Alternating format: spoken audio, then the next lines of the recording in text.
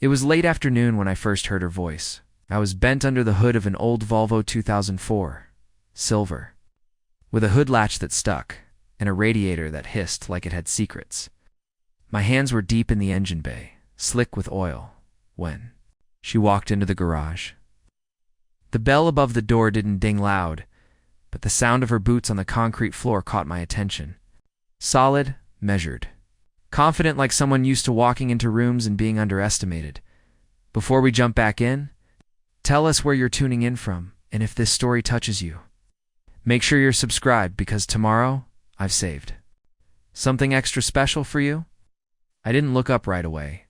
I was halfway through replacing a thermostat housing and didn't want to botch the torque, but I heard her, not just with my ears, somewhere deeper. Her voice wasn't loud, but it had this quiet richness to it, like late-night jazz. She cleared her throat gently and said, "This yours?"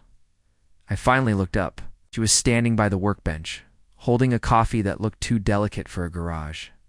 Black coat, pressed jeans, hair pinned back in a way that said she wasn't here to impress anyone, but still managed to. "Nope," I said, straightening up and wiping my hands on a red rag that had seen better days. "Customer's car. Psst. Blue on the highway." She gave a small nod, like she understood what that meant, then pointed to the old Honda parked lopsided in the lot outside. "Mine's the Civic.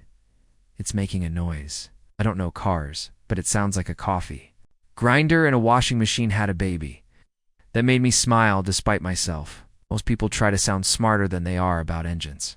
She didn't just called it like it was. "Right," I said, grabbing the clipboard. "Name Lena," she said. "Lena Carson." I paused at that. Not because of her name, but because she said it like it meant something, like I was supposed to recognize it. I didn't. I just nodded, scribbled it down, and stepped outside to her car. From the moment I opened the door and sat behind the wheel, I could tell something about her life. Clean cabin, leather seats that had been conditioned religiously. The kind of person who remembers oil changes and checks her tire pressure before road trips. But the smell was what hit me the most. Lavender with a hint of smoke. Not cigarettes. Candles, maybe? Rolled firewood? I turned the ignition. Immediately, the engine rattled with a dry, ugly grind. Timing belt tensioner, I figured. Maybe a bad pulley. Nothing deadly, but enough to make someone who didn't know cars feel like the whole thing was about to fall apart. I shut it off and stepped out. "You free now?" she asked. "I can take a look, yeah. Might take a bit to diagnose." She nodded and leaned against the wall just outside the garage, arms folded, eyes watching me like she was trying to read between my movements. Most people drop the keys and leave. Not her, she stayed. So I popped the hood and got to work. I didn't say much at first. I usually don't. But every so often she'd ask something, not technical stuff, but curious stuff, like how'd you get into this? Or do you ever think about leaving this town? It wasn't flirty. It was quiet, thoughtful. Like she was slowly stitching a connection, thread by invisible thread. I found myself answering more than I usually do. "Tried. College," I said, tightening a belt. "Didn't stick. Got a job here at 19. No shop owner like me, taught me the ropes, been under hoods ever since." She nodded like she respected that. "You like it?" I paused, looked at her. Some days, yeah. Some days, I wonder what else I could have done." She smiled. "Same." I didn't ask what she meant. I figured if she wanted to tell me, she would. That's when I noticed something small, but telling. She was still holding her coffee. The lid was off now. She hadn't taken a sip. I leaned back, wiping my hands again. "You always hang out while someone fixes your car?" She laughed, a soft, surprised thing. "No, never actually. I just didn't want to go home yet. I could have let that sit, could have nodded and gone back to work. But something about her tone, it wasn't casual. It was carefully placed, like a door left just slightly open. "Tough day?" I asked. She didn't answer right away, just looked past me into the bay, where the sun was throwing streaks of gold across the concrete. "Finally," she said, "I got divorced 9 years ago. Never remarried. Never seriously dated, really. I think somewhere along the way, I just stopped showing up to my own life. I wasn't sure what to say to that. I've never been married, never even made it past a few months. I've heard people open up before, but not like this. Not from someone who looked like they'd spent a lifetime being composed. I don't usually say that, she added, almost like an apology. I don't know why I'm saying it now, I shrugged. Maybe because sometimes it's easier to talk to strangers. She smiled again. Yeah, maybe. I checked a few more things, replaced a belt that was on its last leg, and finally gave her the rundown. Not too bad. Needed a couple parts. I could fix it in a few hours. Want to wait or come back later? I asked as she hesitated, then said, I'll wait. If that's okay? I nodded. Sure. There's a chair in the back. Not comfortable, but it beats standing.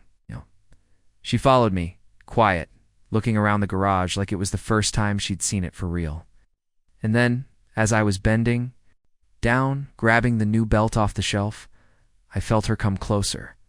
Not physically, exactly. Her voice came low, almost a whisper.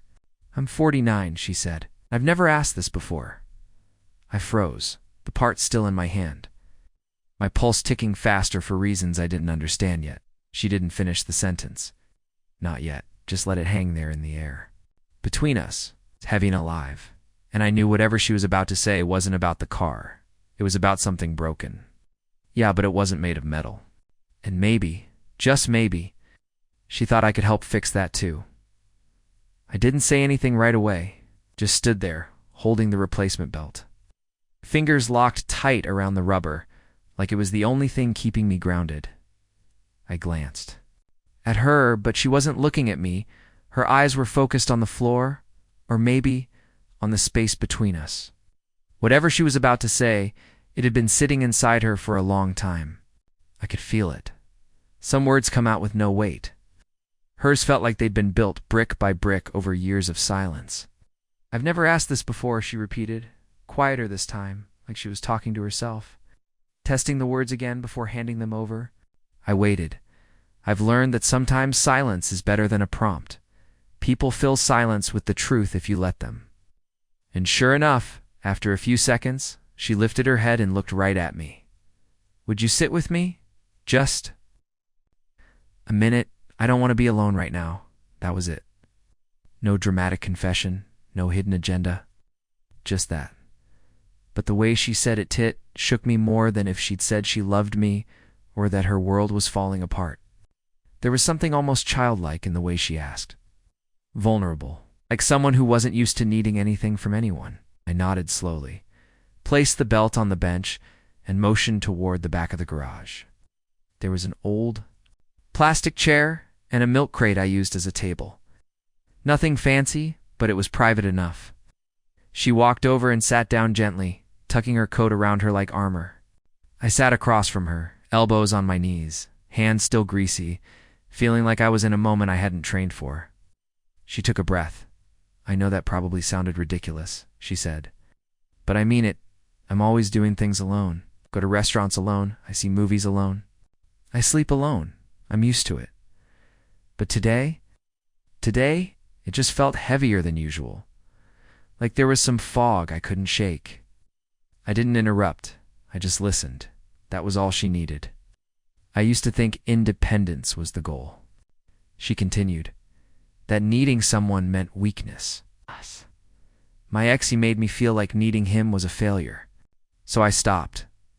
I built my own routines, my own world. And I've been fine. Really, I have. I've traveled. I've kept busy. But there's a difference between solitude and loneliness. I'm starting to feel the difference more and more. She looked down at her hands. They were elegant, steady, with short, neat nails. No ring. It's not that I want someone to fix things for me. God, no. I've done too much of that myself. I just want someone to sit with me, to see me. That's it. I don't know what moved in me then. Maybe it was the way she said see me, like she hadn't been seen in a decade. Maybe it was because I knew what that felt like, because truthfully I wasn't all that different. I worked with my hands, talked to engines more than people. Preparing and narrating this story took us a lot of time, so if you are enjoying it, subscribe to our channel. It means a lot to us. Now back to the story. I'd gotten good at avoiding things that scared, deep conversation, vulnerability, anything that hinted at permanence. I'd had my share of flings, sure, but nothing that meant anything. Nothing that asked for more than I was willing to give. But right then, sitting across from her in a dusty corner of my garage, I realized this woman, this stranger, was asking for something I didn't know I'd been waiting to offer. My presence. No expectations, no strings. Just a moment of real connection. So I nodded, slow and honest. "I'll sit," I said. "As long as you need." Her eyes welled up, but she blinked it away quickly. Still composed, still strong. But there was a flicker of relief behind the mask. She said I didn't know who else to ask. We sat in silence for a while. Not awkward, not heavy, just there. I could hear the faint tick of the engine cooling behind us, the occasional car passing on the street outside. But mostly, I heard her breathing. Calm, steady, like she was finally letting herself rest. After a few minutes, she smiled a little. "You probably think I'm crazy," she said. I shook my head, not even close. Most men would have run for the hills. "I'm not most men," I said, and meant it.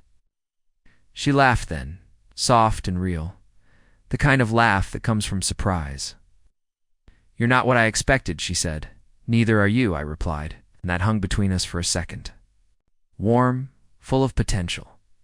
Eventually, she shifted in her seat. Should get back to the car. "I didn't mean to pull you away from work. You didn't pull me," I said. "I'm exactly where I'm supposed to be." She looked at me again, longer this time, and I saw something shift in her eyes. Maybe it was trust. Maybe it was curiosity. But it was open, like she was letting me see more of her. "Do you always talk like that?" she asked. "Only when I mean it." That got another smile. She stood up slowly, brushing invisible dust off her coat.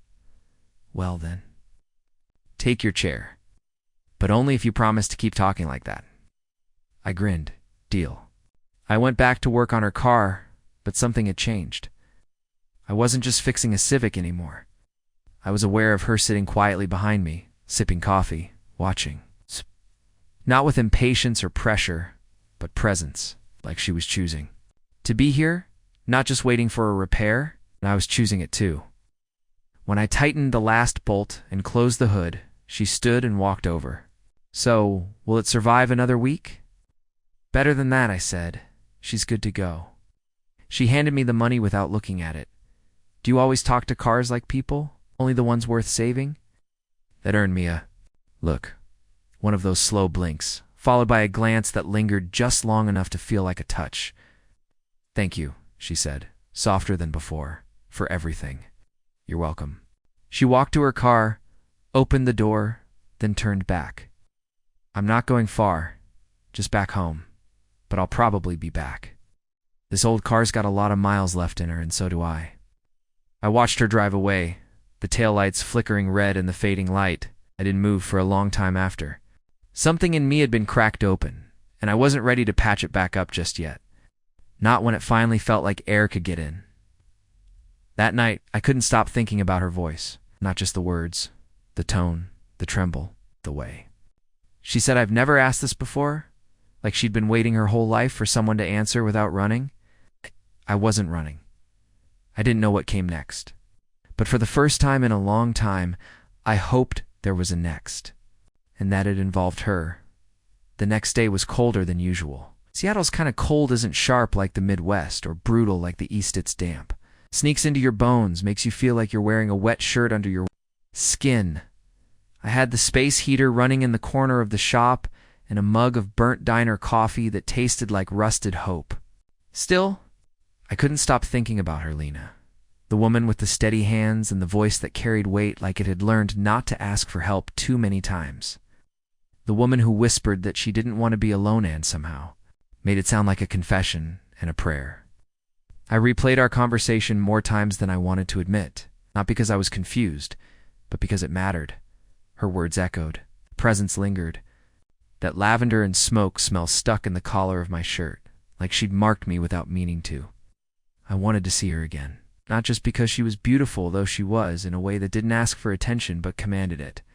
Anyway, no, it wasn't about looks. It was about how she made silence feel different. It wasn't empty with her. It felt like rest, like relief. Most of my life, I'd kept things on the surface. Grease, tools, invoices.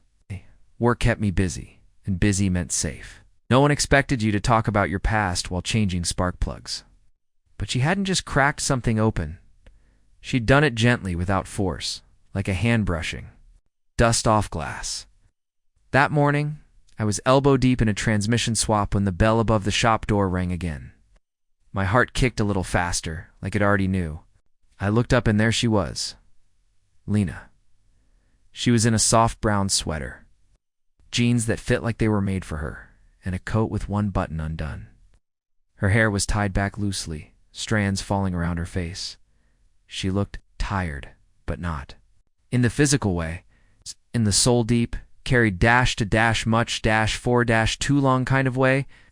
I straightened, wiped my hands on a clean rag, and tried not to look as surprised as I felt. "Something wrong with the Civic already?" I asked, half joking. She smiled, but it didn't quite reach her eyes. "No, she's fine. It's me that stopped me." I tossed the rag aside and nodded toward the back. "You want to sit?" She hesitated. "Do you have a minute?" "For you?" "I've got a minute." We walked back to the same corner, where the plastic chair still sat like a loyal friend. Just stood there, holding something in. Her hands a book, worn paperback. The spine cracked, pages yellowed. She offered it to me. This was my favorite when I was younger.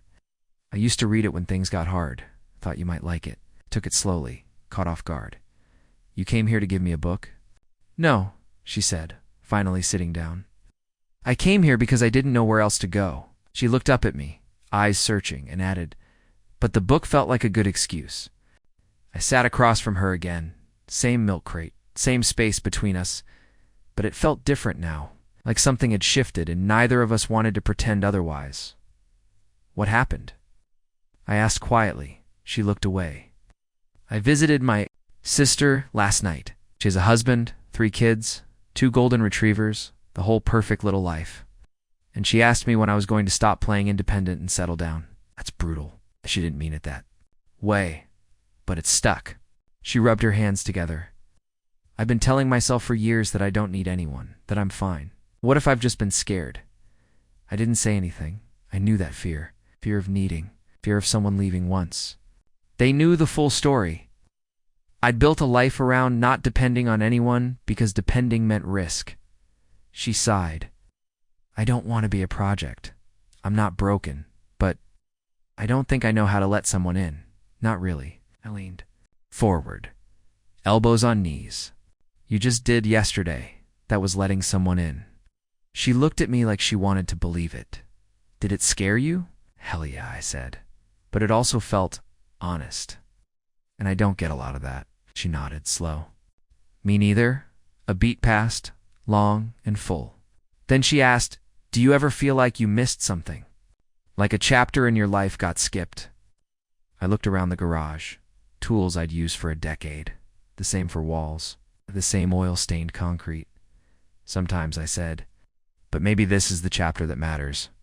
Maybe the skipped part brought us here." She smiled. This time it was real. "You ever read that book?" she asked, nodding at the one she gave me. I looked at the cover. "The Bridge Across Forever." "No," I said, "but I will." "You should.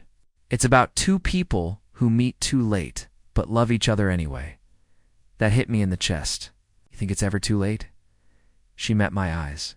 I used 2, I don't know anymore.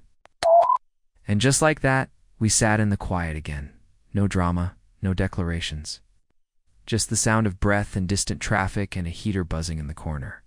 But inside that silence, something grew. Something fragile, but certain. She stayed another hour. Didn't talk the whole time. She read while I worked. Every so often, I'd glance back and see her legs crossed, her eyes on the page, her presence, grounding the room like a warm weight. When she finally stood to leave, she walked over slowly. Thank you for not making this weird. You didn't make it weird, I said. You made it human. She touched my arm gently just for a second. I'll see you soon. Yeah, I said, heart hammering in my chest. You will. She walked out into the gray, her coat fluttering behind her like a flag in retreat. But it didn't feel like the end. It felt like a pause. Like the moment before the music swells. I looked down at the book she left me. Opened it to the first page. The inscription inside said, "For the one who knows that love doesn't arrive on schedule, it just arrives." I closed it and smiled. Yeah, I was starting to believe that too. The book sat on my nightstand that whole week like a quiet dare. Every night I'd get home, kick off my boots, crack open a beer, and glance over at it, half expecting it to whisper something at me. I wasn't the reading type, not for stories anyway. I read repair manuals, technical forums, wiring diagrams. But fiction, that was another world. And maybe that's why I avoided it for a few days. Lena wasn't from my world, or maybe she was, but just a version of it I hadn't seen yet. Her presence still echoed through the garage like music that had faded but left a hum behind. Even customers noticed something different. Fewer jokes, more silence. One guy asked if I was sick. Another asked if I'd started meditating. I didn't have a good answer for either. Truth was, I was thinking about her, constantly. That laugh of hers, quiet and real. The way she said, "I don't want to be alone," like she was finally admitting it to herself. Oh, God. And the way she gave me a book like it was a piece of her history, like she trusted me to hold something fragile. By Thursday night, I gave in. I cracked the book open, expecting to read a page or two and fall asleep. But something happened. The voice of the author, it was raw, honest, full of questions I hadn't let myself ask. About timing, love, missed chances, and the terrifying beauty of letting someone matter. I read 30 pages without blinking, then I read another 20. I stayed up past midnight for the first time in months, lost in a story that felt like it had been waiting for me. The next morning I was dragging, but something inside me buzzed. Not caffeine, not adrenaline, something deeper. Hope maybe. Anticipation. That day around noon, I saw her car pull into the lot. It wasn't broken this time. She just parked, got out, and stood by the door like she wasn't sure if she should knock or not. I stepped out of the bay, wiping grease off my hands. She looked up, caught my eye, and smiled. "You read it?" she asked. "No, hello, no preamble. Just that," I grinned. Halfway through, and "I get why you carried it around all." Those years, her face softened.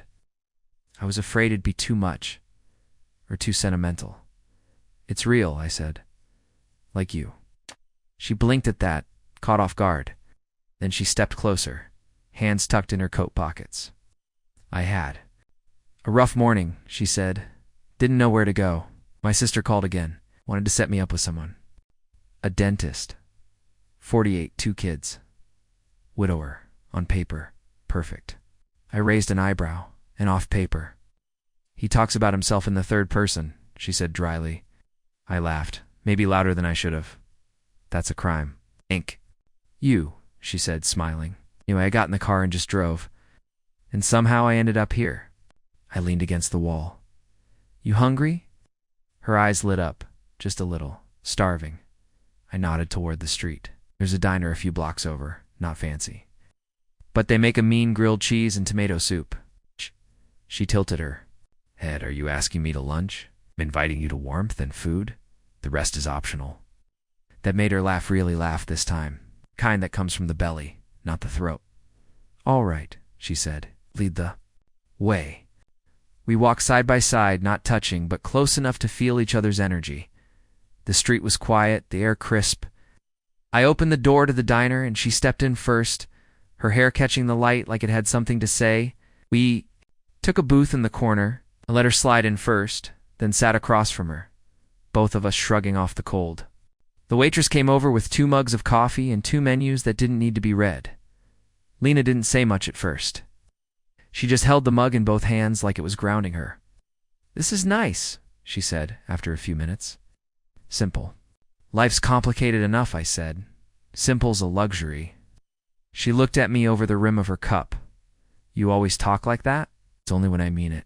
She smiled again, but this one had a sadness behind it. I spent a lot of years trying to be impressive. Sharp clothes, sharp tongue, always in control. But lately I just want soft things. Gentle people. Places where I don't have to prove anything. You don't have to prove anything here, I said. You already showed up. That's enough. Her eyes glossed over just a little. Not tears, but close. The food came, and we ate in silence for a while. Comfort food does that. Tit fills the space, so you don't have to.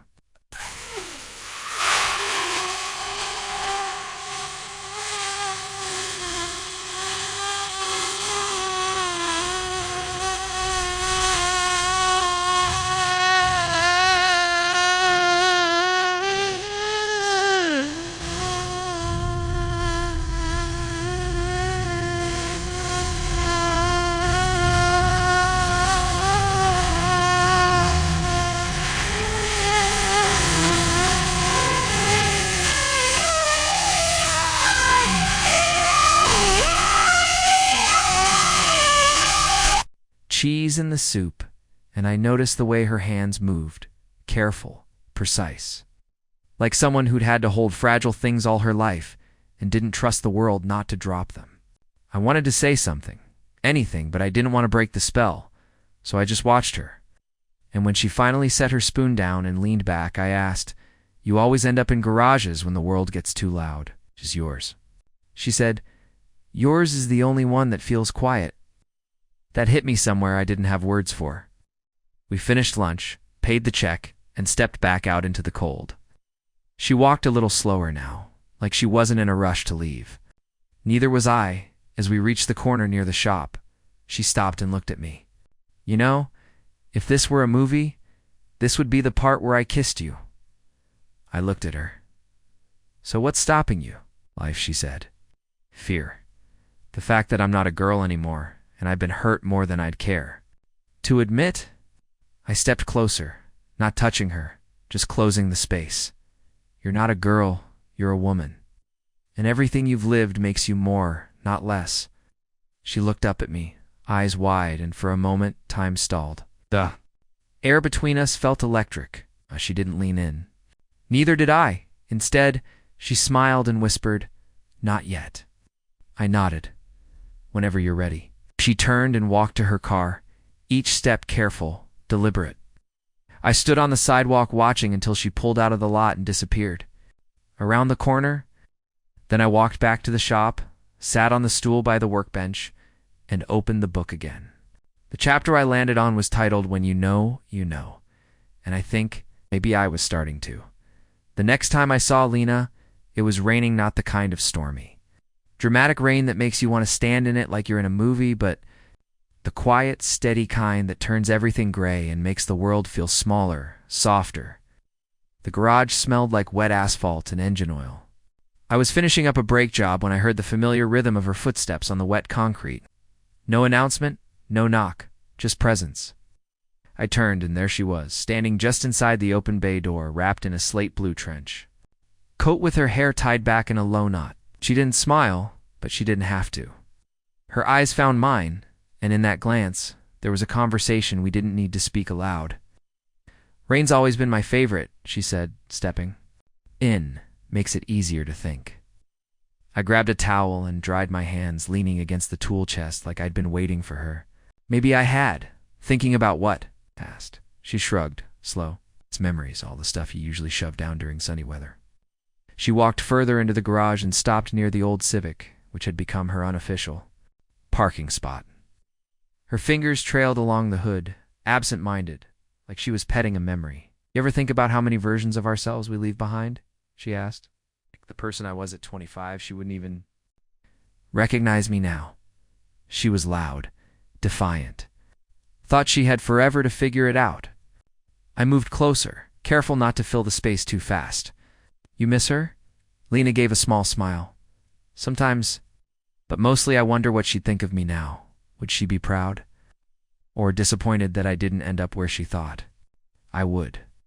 I thought about my own younger self, hot-headed, always trying to prove something. That kid would have called this job a dead end. Never seen the beauty in building something small and honest with your own two hands. I think she'd be surprised, I said. But maybe that's the point. We're supposed to outgrow who we thought we'd become. She looked at me long and still. That's the first time anyone's ever said it like that. We sat. Again, this time not in the back corner, but right there on the garage floor. I pulled up a crate, and she sat cross-legged on a mechanic's blanket I laid out. The heater clicked on in the corner, humming like a lullaby. She brought 2 coffees, in paper cups, and handed me one without ceremony. Black. No sugar. No milk, she remembered. We sipped in silence. Outside, the rain kept falling, tapping against the windows like 1,000 soft reminders that the world doesn't stop for us, but sometimes we can make it slow down. Want to know what I've never asked before? She said suddenly. Voice barely above a whisper. My heart picked up, remembering the first time she'd said those words. Always. She paused, eyes flicking to the garage door, then back to me. I've never asked someone to stay. I waited, not sure what she meant yet, but knowing it was important. Not in the way that matters, she continued. Just for a night, or a trip, or until the loneliness passed. I mean, really stay in my mess, in the quiet, in the boring parts. I've always made it easy for people to leave. Always gave them the exit before they asked. I set the coffee down and leaned forward, elbows on my knees. What would happen if you didn't? She shook her head like she didn't know. Maybe they'd stay. Or maybe they'd leave anyway, and I'd feel it more. Her voice cracked. On that last part. And maybe I just never wanted to risk that. I didn't speak. I just reached over and placed my hand on hers. Her skin was cool, fingers long and elegant, and I noticed they didn't shake. Not this time. She didn't pull away, didn't look down. Just held my gaze like she was trying to decide if I was real. You scare me, she said quietly, 'cause I can see myself hoping again, and that hasn't happened in years. I squeezed her hand. I don't have all the answers. Hell, I barely have any. But I'm here, and I'm not going anywhere. Unless you ask me to. She closed her eyes for a moment, exhaled like she'd been holding her breath for months, and then leaned her head gently on my shoulder. We sat like that for a long time, no words, no movement, just breath and closeness. It wasn't sexual, it wasn't dramatic, it was deeper than that. Like a trust fall where nobody hit the ground. When she finally pulled away, she looked lighter. Still tired, still complicated, but lighter. I don't want to go home yet, she said. Then don't, I told her. Stay. Soft and breathy. I don't even know what that looks like. I shrugged. Looks like right now. Coffee, rain, silence you don't have to fill. Her eyes glistened. You always talk like that? Only when someone needs to hear it. She stayed for another hour. Told me about her favorite records, her fear of swimming, how she once got lost in Rome and cried in a cathedral just because it was the only quiet place she could find. I told her about my first car, how I used to sleep in the back seat when things got bad at home, and how working with engines made me feel like I could fix something when everything else felt broken. We didn't talk about us not directly, but it was there. In the looks, in the pauses, in the way our knees brushed and neither of us moved. When she finally stood, she turned to face me, eyes full of something I hadn't seen before. Not just interest, not just appreciation. It was permission. I'll be back, she said, not because something's broken, just because I want to be. I watched her leave again, her figure fading into the gray mist. And I realized something simple and terrifying. I wanted her to come back, every time. Not as a customer, not as a friend passing through. I wanted her in my mornings, my coffee breaks, my slow afternoons. I wanted to see what it looked like when someone brave enough to ask you to stay actually did. The next few days passed like a quiet melody I didn't want to end. I'd wake up, pour coffee into the same chipped mug I'd had for years, glance out the window at the early morning gray, and wonder if that would be the day she'd come back. And then, as if she could hear the thought echoing through the air, she would. Sometimes mid-morning, sometimes after lunch. No announcement. No small talk. She'd just show up like she belonged there. And every time my chest would do that stupid flutter thing I hadn't felt since I was too young to understand it. But I wasn't young now, and neither was she, which made everything feel heavier and somehow more real. Lena didn't ask for much when she came. She brought books sometimes music vinyls. She insisted we play on the dusty old turntable I kept in the office. Half as decoration, half as a forgotten intention. She liked blues, old aching voices and guitars that cried when they bent notes. "Sounds like truth," she said once, her eyes closed as she leaned against the wall. "Even when it hurts." We didn't talk about the edges didn't define what we were or where this was going. I think we both knew better. She was rebuilding something inside herself. I could see it in the way she'd stare out the garage windows, watching the rain trace lines down the glass like they were writing her story for her. And me, I wasn't used to having someone in my space. Not like this. I was used to quiet, but not shared quiet. And yet with her, it never felt crowded. She didn't fill the room. She'd just fit into it.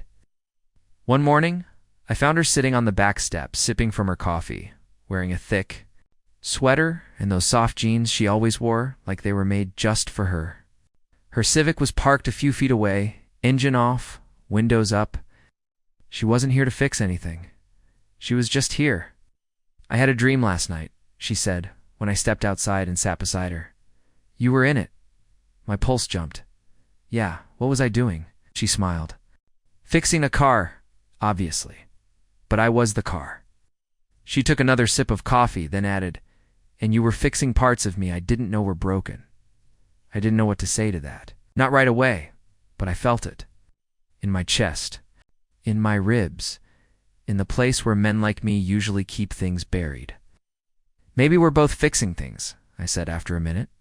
"You ever think of that?" She tilted her head toward me. "You think you're broken?" "Not broken," I said. "Just rusted in places." That made her laugh, and God, I loved that laugh. "Well," she said, "I've always liked the way rust looks. It tells you a story. Reminds you something's lived a little." We sat there in that soft stillness, letting the air do the talking. I could feel her warmth next to me, not from touch, but from presence. Like the hum of a motor that hadn't stalled in a while. "You know," she said after a while, "I've had relationships. I've had men bring me flowers, take me to dinners, promise me things they never meant to keep. But I've never had someone just be with me. No plans, no performance, just this." I nodded, not trusting my voice just yet, because I knew exactly what she meant. When the sun peeked through the clouds a little later, casting a soft glow, across the gravel lot she stood up and stretched like a cat waking from a nap. "I should go," she said. Aaron's life stuff. I stood too, brushing my hands off on my jeans even though they weren't dirty. "You coming back?" She looked at me like the question caught her off guard, then smiled slow, honest. "I want to," she said. "And that's not something I've let myself feel in a long time."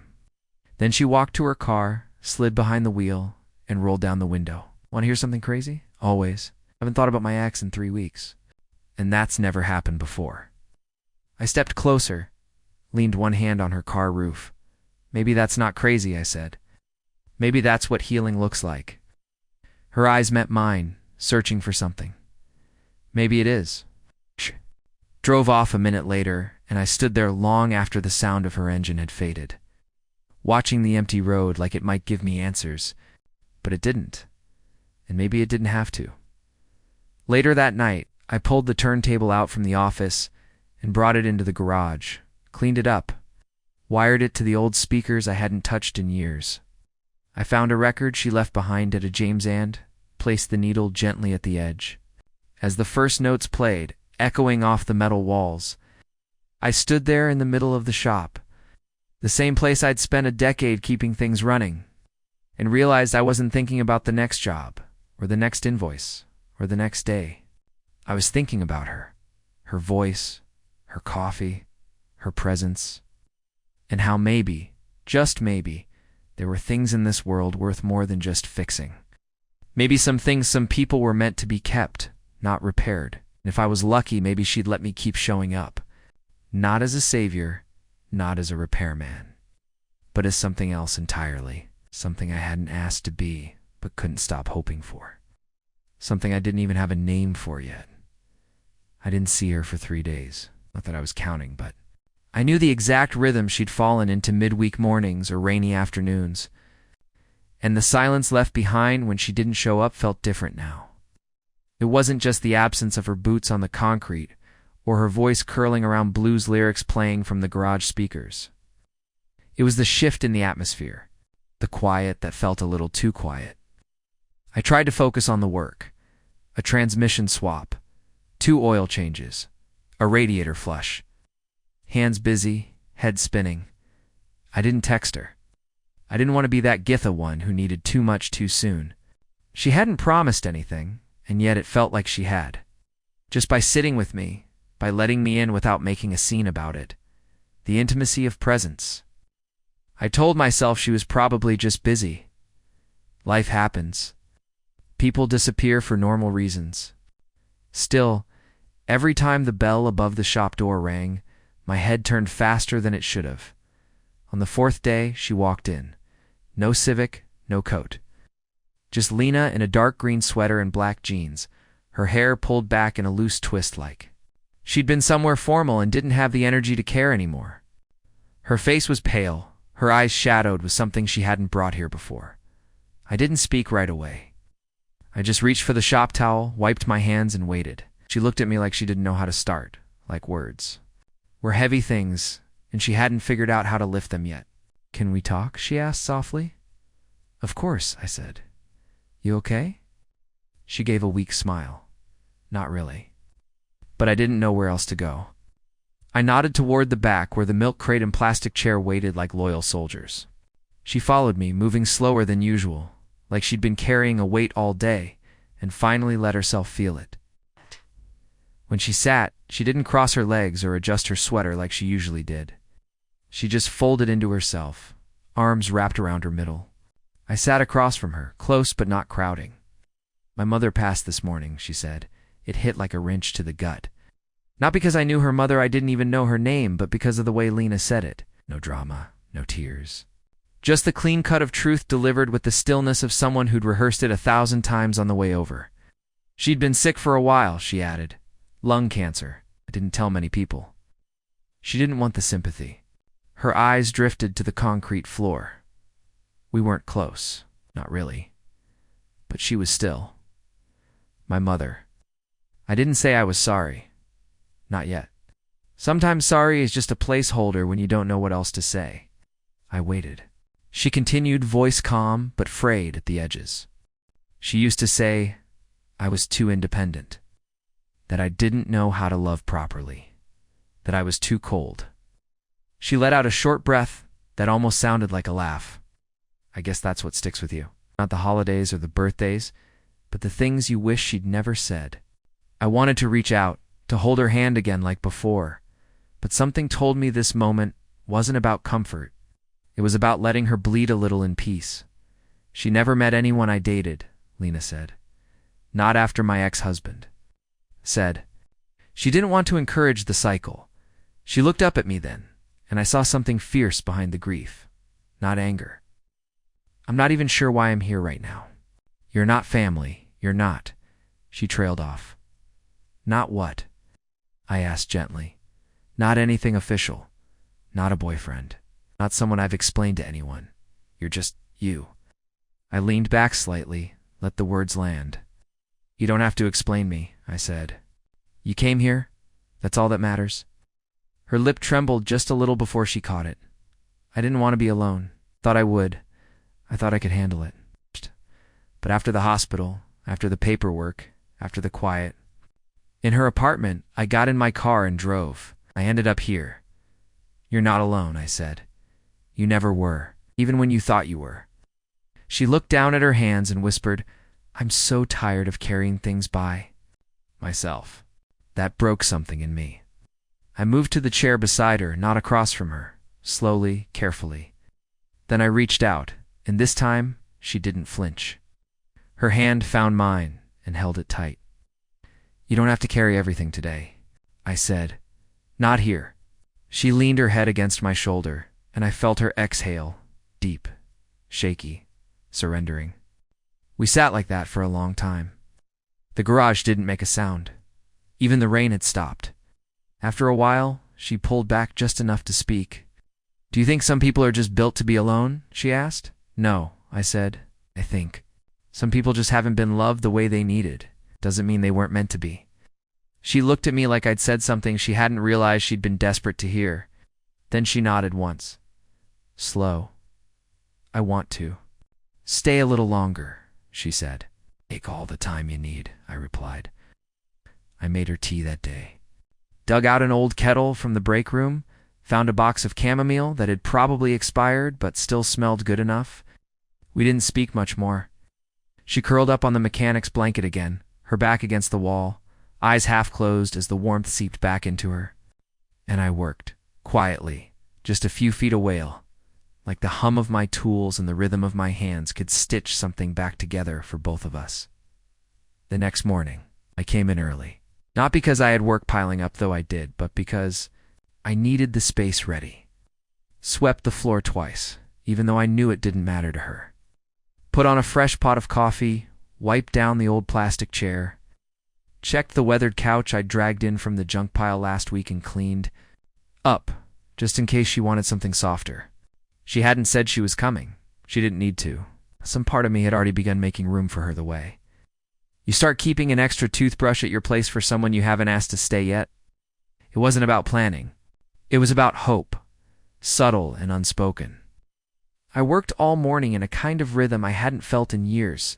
Steady, grounded, aware. Every wrench turn, every click of a socket into place had her name wrapped around it. I was building silence, but the kind that welcomes someone in, not keeps them out. Just before noon, I heard her Civic pull in. That soft hum, the gentle idle of an engine that had been tended to. I didn't look up right away. Wanted to finish the job I was doing. My hands betrayed me and slowed down just enough to listen for the sound of her door opening. It did. Soft and certain. She walked into the garage like she belonged there now. Like this was one of her places, too. Her hair was down, loose and windblown. She wore a navy sweatshirt and no makeup, and somehow she looked more beautiful than she ever had. I glanced up, wiped my hands, and gave her the smallest smile I could manage without it betraying how fast my heart was kicking inside my chest. "You okay?" I asked. "Better," she said. "Not fixed, but better." She stepped in closer, coffee in her hand, and looked around like she was seeing the garage for the first time. Her eyes caught the couch and flicked to me. "Edition. Picked it up last week," I said. Didn't know why at the time. "You knew," she said softly. "And maybe I had. Maybe we both had." She walked over and sat down, pulled her feet up under her like she'd done it 100 times. "I haven't been sleeping," she said. "Everything's blurry. I'm doing all the things you're supposed to. Do calling, the lawyer, the bank, the funeral home. But none of it feels real. It's like I'm floating above my life." I sat across from her, back on my usual crate. "Maybe this is the only part that is real," I said. "Right now. This room. This moment." She looked at me and nodded. Eyes wet but not falling apart. "It feels that way." There was a silence after that. Not heavy, not light, just still. Still. Like the air was listening to. She pulled a small envelope out of her coat pocket and handed it to me. "She wrote this," Lena said. "Weeks before she passed. Left it in a drawer labeled for Lena. I wasn't sure I wanted to read it alone. I didn't say anything. Just took the envelope and handed it back unopened. You want me to be here while you do?" She nodded, please. Her fingers trembled just slightly as she peeled it open, pulled out a single sheet of cream-colored paper. She read it silently, lips moving just enough that I could see the shape of certain words. Love, sorry, proud. And then she folded it again, pressed it flat against her lap, and exhaled through her nose. Said she didn't know how to. "Show it," Lena said, voice low. That she was proud of me. That she wished she'd said it more. That I reminded her of herself. And that scared her. I moved closer, rested my hand over hers. "She saw you." Even if she didn't know how to say it until the end, Lena nodded slowly. "I didn't think it would matter. But it does.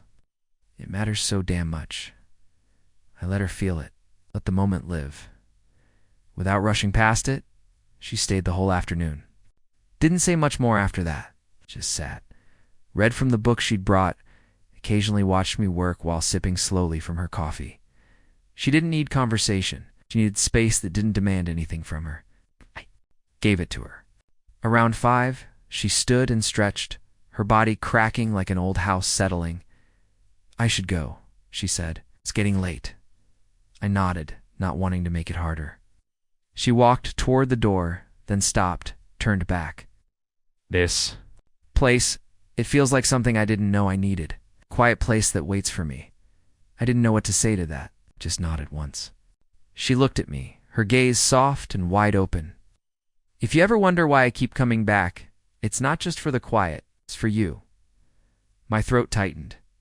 I didn't move, didn't speak. I just watched her walk out, because I knew.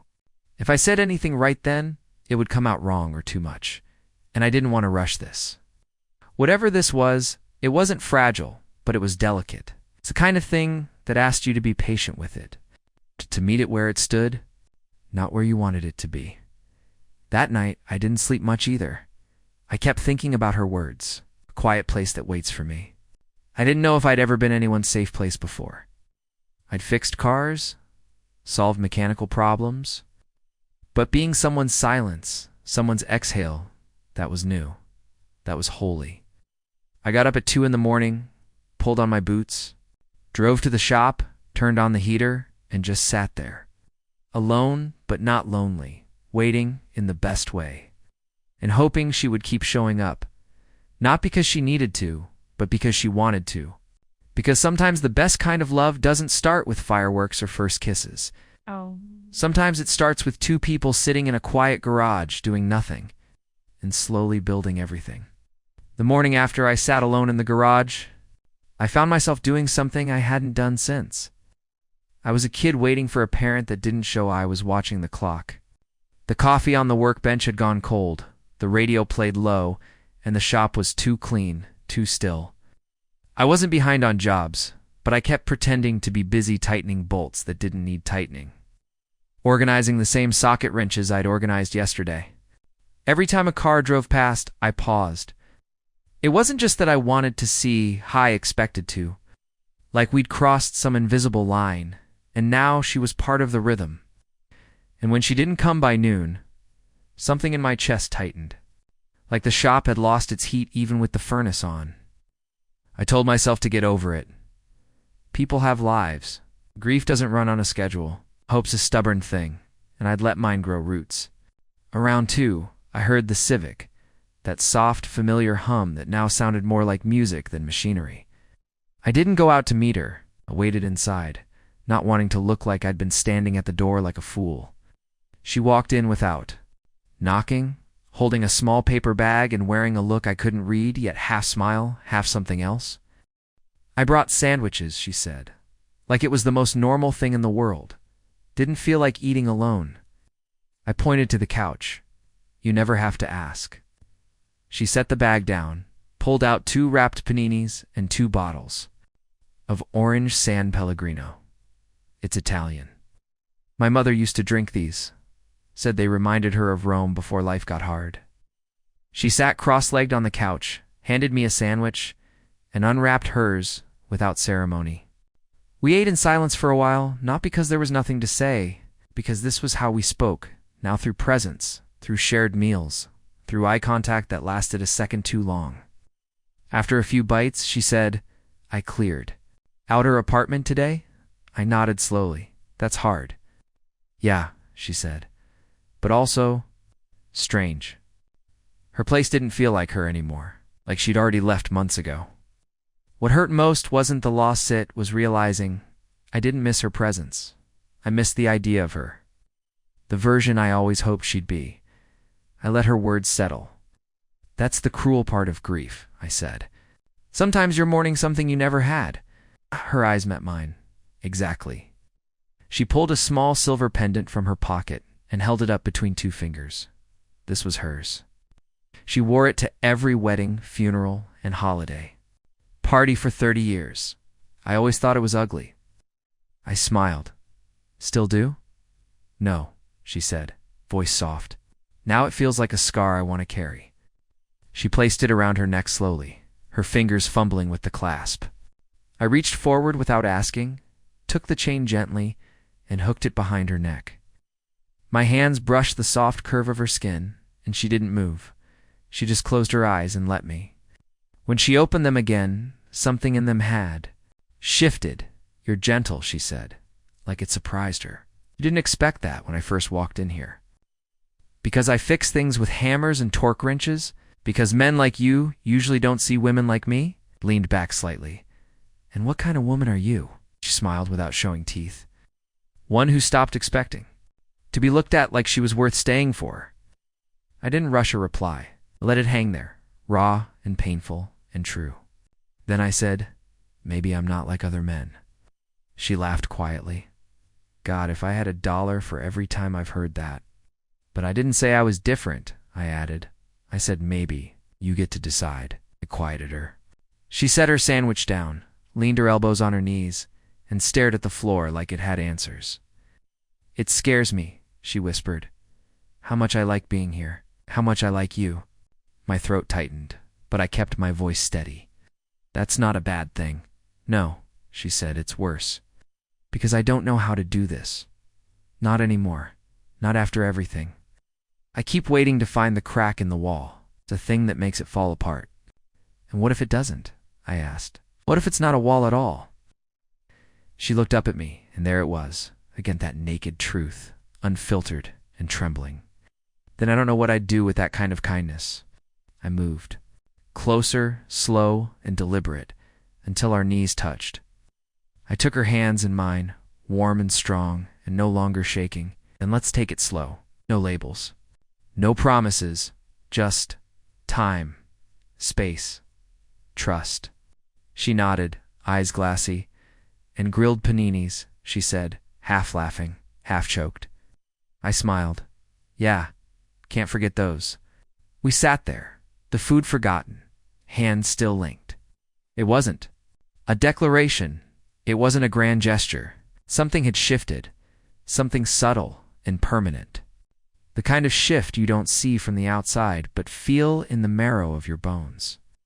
She stayed until the sun began to set, the garage washed in gold, the shadows stretching long across the floor. When she left, she didn't say goodbye. She just pressed her hand gently against my chest for a moment, right over my heart, and then walked out. And I stood there for a long time after, feeling the imprint of her fingers and thinking, it's not for the first time that this wasn't just about fixing a car. This was about building something that didn't need to be repaired to matter. The next time she showed up, it was already dark.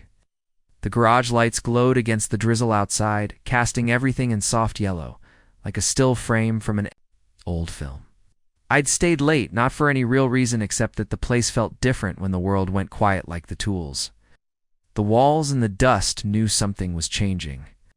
I was halfway through reorganizing the parts shelf when I heard the door creak open and felt the cold slide in with her. She stepped inside wearing a hooded jacket, water beating on her shoulders, cheeks pink from the wind. "Didn't think you'd still be here," she said. "Didn't think you'd be either," I answered. She smiled, but it didn't hold. Something was off.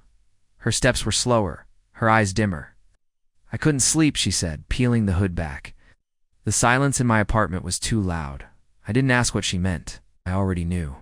Some silences aren't peaceful. Some wrap around your chest and squeeze. I motioned toward the couch without a word.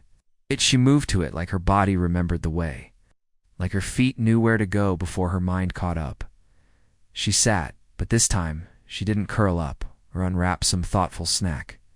She just leaned forward, elbows on her knees, staring at the oil-stained floor like it had betrayed her. "I thought grief would hit all at once," she said. "That it would crash down, break me open, and be done. But it's coming in waves. I can't time. Some days I feel fine. Others, I cry at commercials. Today I broke down in the grocery store because I saw a woman with the same hair as my mother. I sat beside her, close enough to let her know I was there, far enough not to crowd her. "That's how it works," I said. "Grief's like rust. It doesn't announce itself. It just slowly eats at the parts you thought were solid." A short, bitter laugh. "You always talk like that?" only when I mean it. She turned her head, met my eyes. I didn't come here just because I was sad. I came because I didn't want to pretend tonight. I didn't want to smile for friends or explain myself. I just wanted to exist somewhere without having to hold anything together. You don't have to hold anything here, I said. You can just be. That did something to her. Her shoulders dropped, her fingers unclenched, her breath came out slower.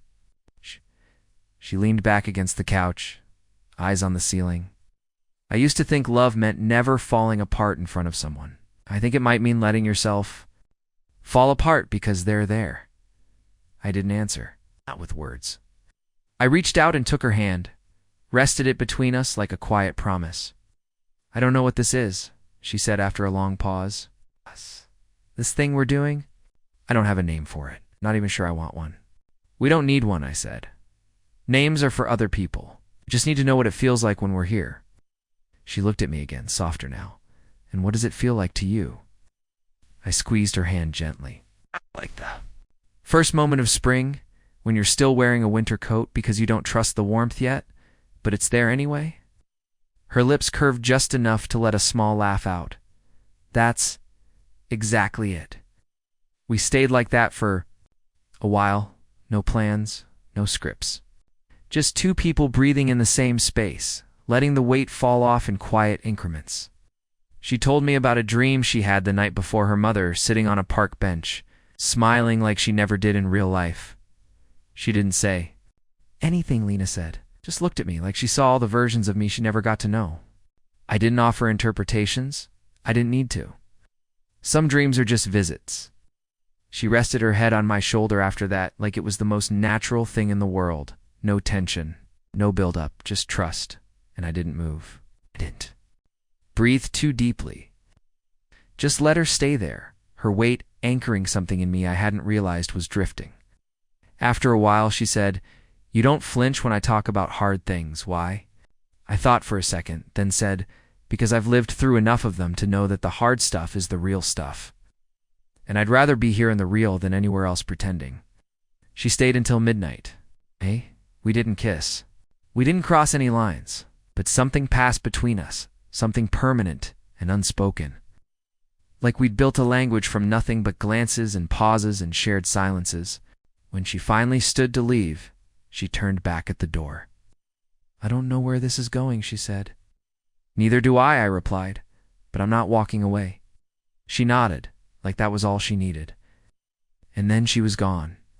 I stood in the doorway for a long time, the drizzle misting my face, the street empty except for the taillights fading into the night. And all I could think about was how strange it is, how sometimes the people who need us the most don't show up screaming. They show up with a sandwich and a broken rhythm. They show up asking nothing, but giving everything in the way they simply stay. And suddenly you realize that all the little things, cups of coffee, late night visits, the way they sit a little closer each time, those aren't background details.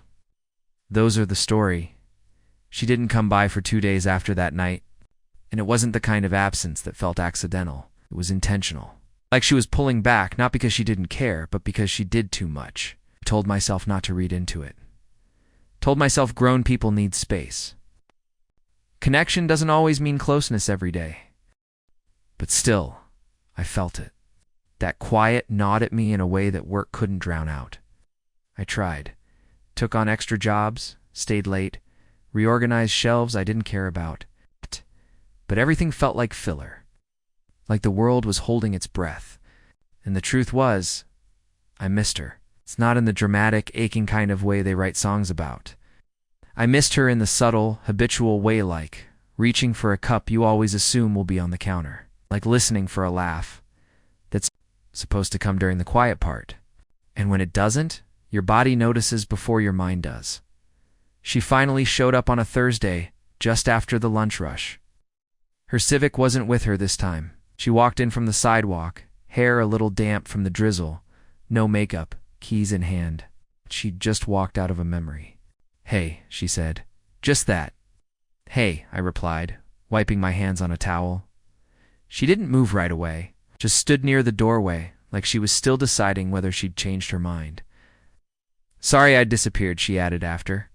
A moment, I wasn't sure what I was doing. Still not, to be honest. You don't owe me an explanation, I said, though part of me ached to hear it anyway. I know, she said, but I want to give one. She walked closer and stopped just outside arm's reach. That night, it scared me.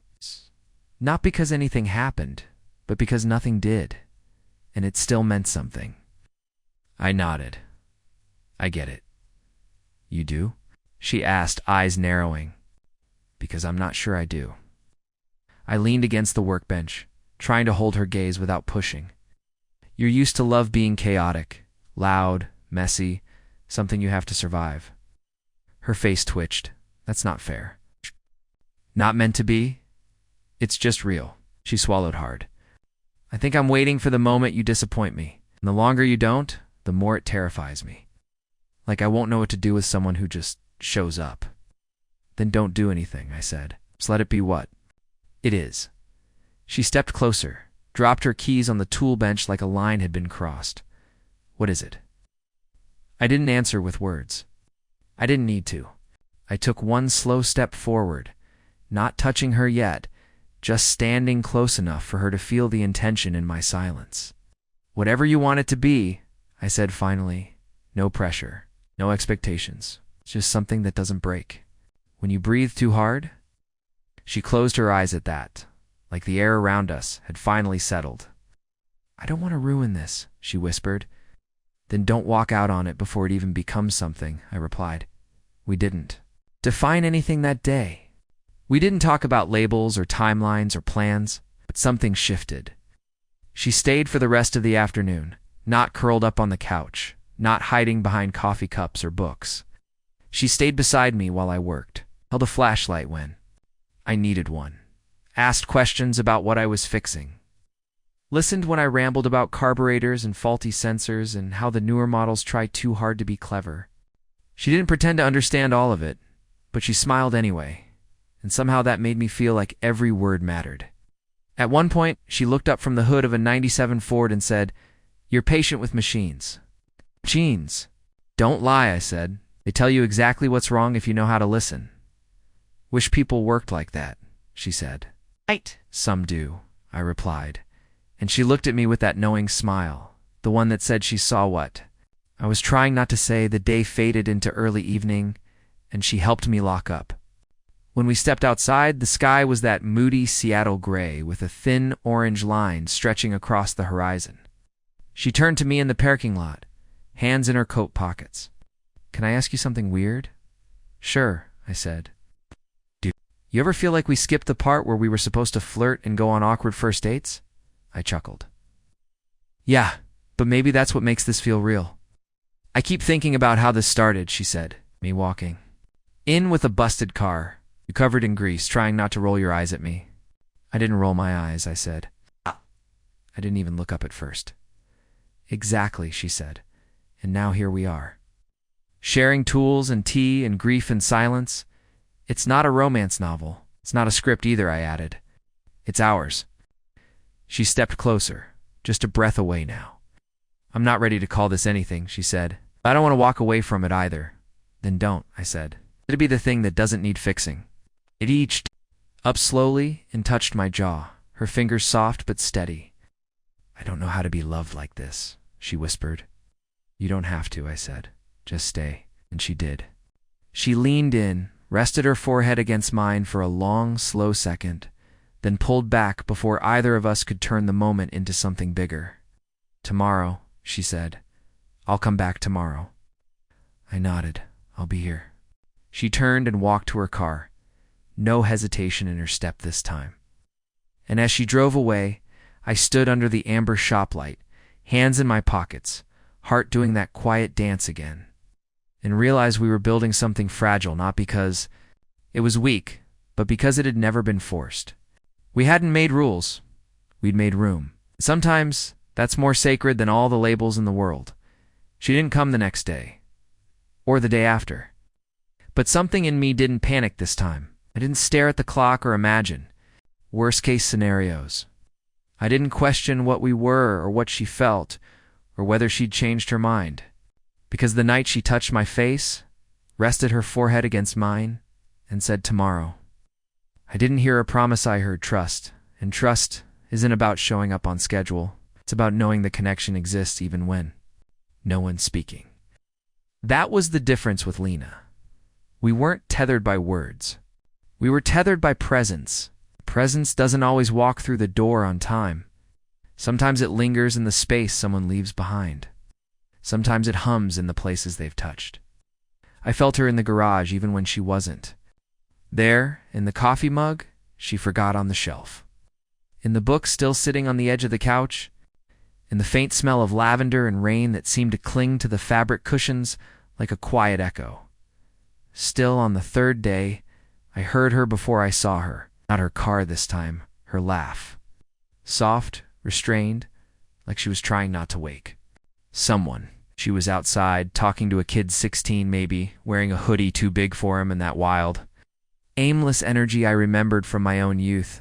She handed him a folded paper and pointed toward the street, saying something about directions and staying warm. He thanked her, gave a clumsy smile, and ran off down the sidewalk. Then she turned and saw me watching from the doorway. He was lost, she said, brushing a strand of hair out of her face. Said his phone died, and he didn't want to ask anyone. Thought I looked safe. He's right, I said. You do. She stepped into the garage and dropped her bag on the couch like she'd never left. Sorry it took a couple days. Life got in the way. I shook my head. Life always does. What matters is you came back. She smiled, slow and small. It's the kind that said thank you without needing the words. We didn't talk about where she'd been. She didn't offer, and I didn't ask. That was something we had from the beginning, an understanding that what wasn't said could still be true. Made tea while I tightened the serpentine belt on AO3 Toyota. Moved around each other. With the kind of ease you usually earn over years, she handed me tools before I asked. I filled her cup before it was empty. And every now and then, our eyes would meet, and nothing had to be explained. I've been thinking, she said after, a while, settling onto the couch. Maybe we're the lucky ones. How so? I asked, peeking out from under the hood. 'Cause we skipped the pretense. We didn't try to impress each other. We didn't hide the mess. We just showed up as we are. I thought about that, about the lack of makeup, the raw mornings, the silence we both carried like old coats. Yeah, I said. We met in the middle of the storm. No umbrellas, just hands out catching rain. She nodded slowly. It's strange. For years I thought love had to look a certain way. Diners, flowers, predictable rhythms. But this feels more honest. Like love that wears work boots and smells like engine grease. I chuckled. Not exactly a Hallmark card. Exactly. She said, but maybe those cards never got it right. Maybe real love is quieter. Slower. Something you build instead of chase. I set my tools down and sat across from her, wiping my hands clean. You know what I think? She tilted her head. What? I think most people never get past the part where they try to sell the best version of themselves. So they end up falling in love with mirrors, not people. That made her quiet. She looked at me, really looked, and I could feel the question behind her eyes. Are you still selling something? Or is this the real you? I didn't answer it out loud. I just held her gaze, steady and open, and let her decide for herself. As the light shifted and shadows began to stretch across the garage floor, she reached into her bag and pulled out a photo, small, worn, edges curled. This was me at 25, she said, handing it to me. In the photo, she was standing on a bridge in Florence, Italy, laughing with her eyes closed, sunlight caught in her hair, carefree, untouched by the weight of time. She thought she'd have it all figured out by 30, Lena said. Love, career, family, the whole picture. I looked from the photo to her and shook my head. She had no idea that real life starts after everything falls apart. You think this is the real start? She asked, barely above a whisper. Yeah, I said. I think this you hear us is what happens when the dust settles and the truth walks in. She reached across the small table and placed her hand over mine, not tentative, not asking, just being. And it hit me how rare that was, how beautiful, how healing. When she finally stood to leave, she looked around the garage like it was something more than walls and tools and oil, like it had become a part of her recovery. "This place," she said, "it's like a pause button in the middle of my life. It's a breath I didn't know I needed." I walked her to the door, hands in my pockets, not sure if I should hug her or let her go like usual. She solved it for me. Turned, kissed my cheek, and whispered, "Thank you for not asking me to be more than I am." I smiled, but inside something cracked open, gentle, slow, like thawing ice. "You already are more than you think," I said. "You just stopped seeing it." She looked at me like she might cry, but didn't. Just nodded once, stepped out into the fading light, and disappeared into the street. I stood in the doorway long after she left, the photo still in my hand, thinking about how many people waste their whole lives waiting for the perfect story, and how rare it is to realize that sometimes the best ones are built in garages, spoken in silences, and carried in hearts too bruised to run but strong enough to stay. It rained that night harder than usual. Not the gentle mist we were used to, but real, sideways rain that rattled the metal roof of the garage and turned the street into a moving sheet of silver. Couldn't sleep. I tried reading the book Lena left behind again, but every page reminded me of her voice, her laugh, the way she paused before she said anything that mattered. So I went to the garage instead, because that space didn't feel empty even when I was alone. I turned on the heater, made a cup of stale black coffee, sat on the couch staring at the dark bay doors, wondering if she was awake too. Wondering if she ever thought about staying longer than a visit. She never stayed overnight, not once. Every time she left, there was this unspoken boundary neither of us dared to cross. I didn't press it. She didn't explain it. And yet, I found myself staring at the couch cushions like they were asking the same question. How long can two people orbit the same gravity before one of them finally leans all the way in? Around 3 a.m. I heard tapping. Not the rain. Knuckles. I stood quickly, heart already knowing, and opened the door to find her standing there in soaked jeans and a gray sweater, hair plastered to her cheeks, breath clouding in the cold. She didn't say anything, just looked up at me like she'd finally lost whatever battle she'd been fighting with herself. I stepped aside, and she came in without a word. She didn't shiver, didn't rush, just peeled off her wet jacket, dropped her keys on the table, and walked to the couch like she'd done it 1,000 times before. I grabbed a towel and handed it to her, but she didn't dry off right away. She sat there holding it in her lap like she wasn't sure she deserved the warmth yet. "Couldn't sleep," she said finally. Neither could I. Thought about calling, then thought better of it, then thought worse of that, and eventually I just drove. I didn't ask why. I already knew. There are some nights that don't want you alone, even if your pride tells you you're fine. "I was hoping you'd come," I said. She looked up at me, surprised. "You were?" "Yeah." I sat beside her, close this time, close enough to feel the water soaking into the couch from her sleeves. "Why?" she asked, voice quieter than the rain. "'Cause I think you've been holding yourself together for too long. I want it to be the place you fall apart." She didn't cry, but her eyes turned glassy. That glossy stillness of someone who'd already cried too much behind closed doors. "I don't know how to do this," she whispered. "Be this close without ruining it." I leaned forward, rested, my elbows on my knees, then let it ruin. Let it bend and break and rebuild. Let it be messy. Don't walk away just because it scares you. She wiped her face with the towel finally and then laid it down gently like she was afraid of disturbing the moment. "I didn't come here to sleep with you," she said. "I came because I didn't want to be alone." "You don't need to explain yourself," I said. "You came to the right place." She curled up on the far end of the couch, pulled her knees to her chest, and I grabbed a blanket from the office inn, old army green one I kept for emergencies. I draped it over her without asking, and she didn't move away. I didn't press closer either. I just sat there beside her, both of us staring into the space between us like it was a living thing. After a long while, she spoke again. To think strength meant doing everything by myself, that asking for comfort made me weak. "And now?" I asked. "Now I think strength might be knowing when to knock on a door at 3 in the morning because your chest feels too heavy too." carry alone. She looked at me, eyes tired but open. "Thank you for opening it," I smiled. "Thank you for knocking." She closed her eyes, not to sleep but to breathe.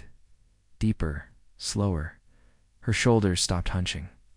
Her grip on the blanket loosened, and I just sat there next to her until the room grew warmer and the rain softened into a lullaby outside the walls. Eventually, I leaned my head back and closed my eyes too.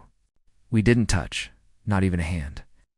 But something passed between us anyway, something rooted, something real. Not possession, not performance, just presence. It's the kind you remember for years after, long after the people are gone, because it felt like home. In the quiet, I thought about all the things I hadn't said to her yet. That I loved the way she looked when she was listening. Her silence was louder than most people's voices. That I didn't want this to be something temporary. But I didn't say any of it, not yet. Because some words don't need to be rushed. They need to be earned. And in that moment, just being near her, letting her fall asleep under a thin army blanket in the corner of a garage, felt like the truest thing I'd ever done. I woke up an hour later to the soft sound of her breathing and the faint morning light pushing through the window slats. She was still asleep, head resting on the back of the couch, one hand tucked beneath her chin. I didn't move, didn't want to break whatever fragile peace had found her. But I knew then, without doubt, that this wasn't just a passing thing. It wasn't a phase or a distraction. It was the beginning of something real slow, steady, full of hesitation and hope. Something you don't plan for but find yourself in anyway. And all I could think as I sat there watching her sleep was that maybe, finally, I'd become the place where someone like her could rest. Not because she needed fixing, but because she deserved someone who never asked her to be anything but. Exactly as she was, she woke slowly, like someone who hadn't slept that deeply in months. For a moment, she looked around the room like she didn't remember where she was. Then her eyes landed on me, and her body softened with recognition. She gave a tiny smile, the kind that only comes when you realize you're exactly where you are. "Need to be? You stayed?" she said, voice husky from sleep. I nodded, still sitting near her on the edge of the couch. "I told you I would." She sat up, rubbing her hands over her face, then running them through her tangled hair. "I must look like hell." "You look like someone who finally rested," I said. She looked down at the blanket on her lap, smoothing it with her fingers. "I can't remember the last time I slept without waking up from some dream that felt like a warning." "You didn't have to dream here," I said. "Maybe your mind knew you were safe." I could see the thought settle in her shoulders, in her posture. Safe. It wasn't a word she threw around lightly. "I almost didn't come last night." She said after a moment, "I sat in the car for 20 minutes. Thought I'd be crossing a line. There are no lines here," I told her. "Not ones you can't step over and come back from." She looked at me, eyes sharp and wet at the same time.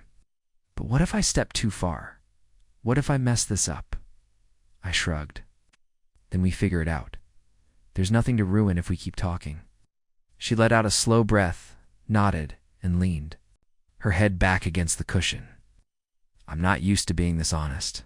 It makes me feel exposed." "You're not exposed," I said. "You're just seen. There's a difference." The silence that followed wasn't heavy.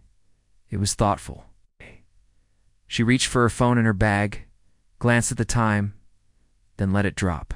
"I should go home soon. Change, shower, pretend I've got it all together."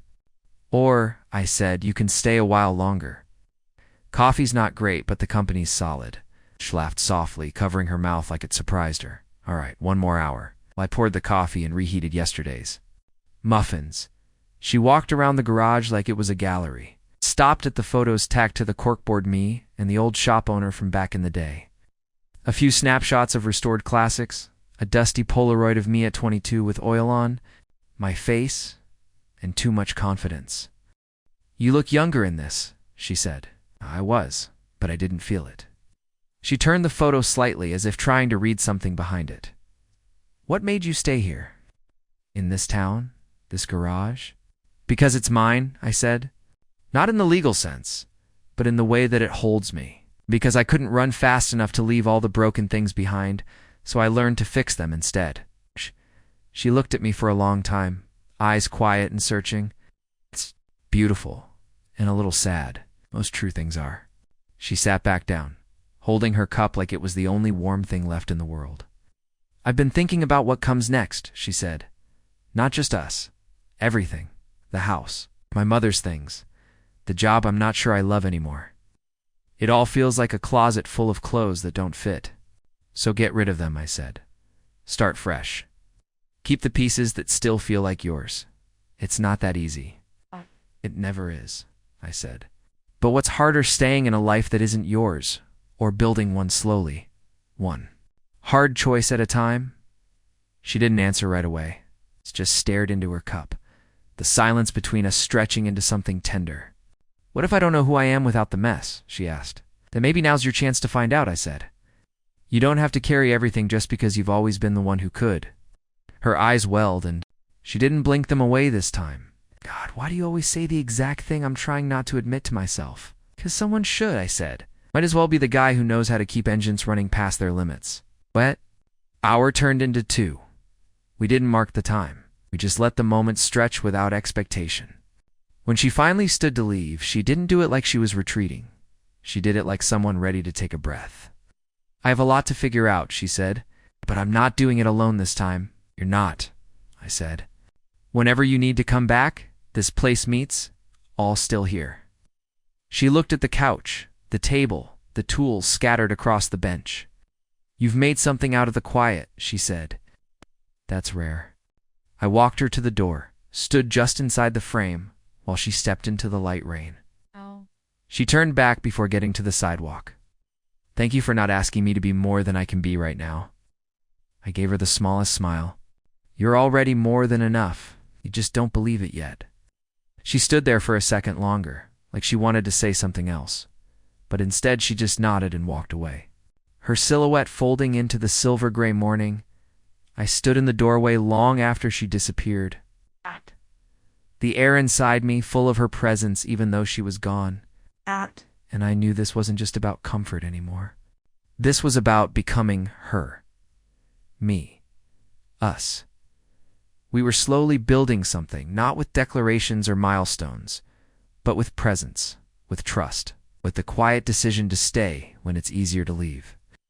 And maybe that's the most sacred kind of love, the kind that lives in between the big moments, in the ordinary spaces that feel like home, because someone else is finally willing to share them with you. She didn't come by the next morning, and for once, I didn't wonder why. Her absence didn't feel like distance anymore. It felt like breathing room, like we were building something with enough trust to survive the quiet stretches between visits. I kept busy in the garage, tuning a '98 Subaru for a guy who never tipped and replacing a fuel pump in a truck that should have been retired 10 years ago. The work was grounding, repetitive, in a way that let my mind drift without getting lost. And even as I focused on the mechanics, I caught myself glancing toward the door a little more than usual. It's not because I expected her, but because part of me always wanted her to walk in. That was the new rhythm, me doing the work, and her showing up when the world got too loud. And I was okay with that. She didn't owe me consistency. She just owed me honesty. So far, she'd given me more of that than anyone else had in years. It was early evening when I heard the knock. Not the soft, hesitant tap she'd done that night it rained, but a steady, deliberate one. I opened the door and found her standing there with a small cardboard box in her arms and a look on her face that I couldn't read right away. Her hair was up this time, and she wore that navy sweater I'd come to associate with her quietest days.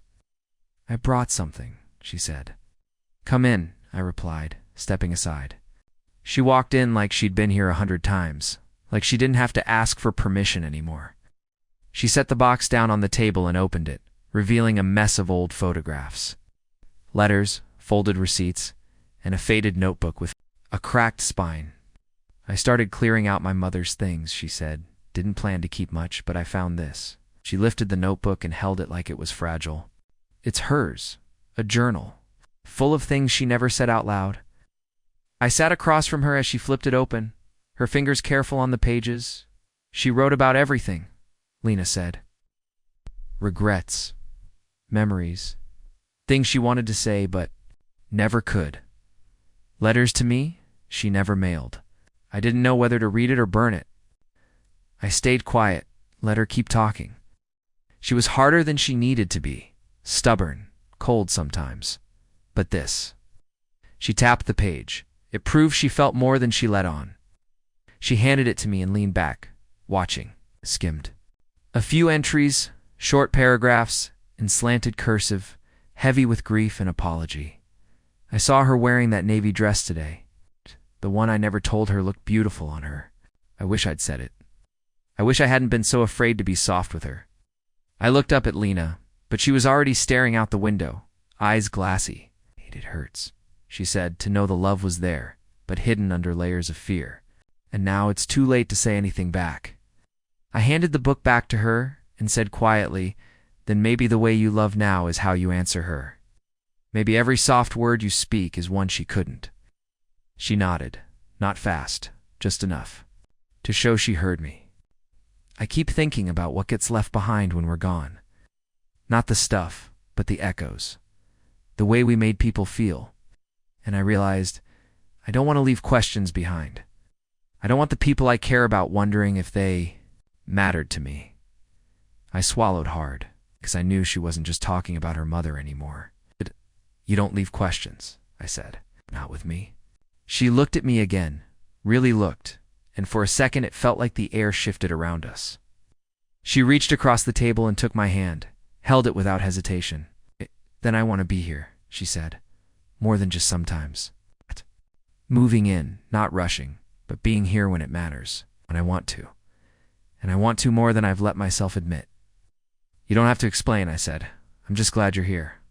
She smiled, and it was the kind of smile that held both relief and risk, like she'd been holding a truth in her mouth for weeks and finally let it breathe. That night, we didn't rush anything. She stayed and helped me clean the back room, which I'd been avoiding for months. We talked about the past, about first jobs and bad dates, and the little heartbreaks that shape we are before we know we're being shaped. She told me about the time she almost moved to Chicago, but changed her mind on the last day. I told her about the first car I ever totaled and how I still remembered the sound of the impact.